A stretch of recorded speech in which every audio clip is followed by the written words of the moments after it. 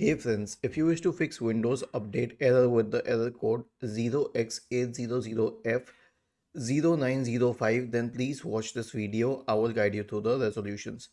So the first solution is to reset the Windows Update components. Now we have a script for you. All you need to do is copy this script and then search for command prompt in the Windows search bar and click on Run as Administrator.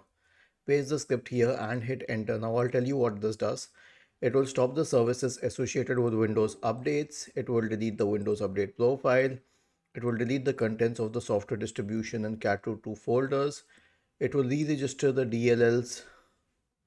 It will reset WinSock, and finally it will restart the computer. Restart the services.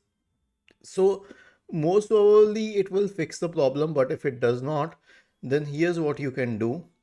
You can right click on the start button, select settings from the menu, go to the system tab, and then you can select this option here for troubleshoot, select other troubleshooters, and then click on run corresponding to the Windows Update troubleshooter. Was this helpful? If yes, then please subscribe to the channel.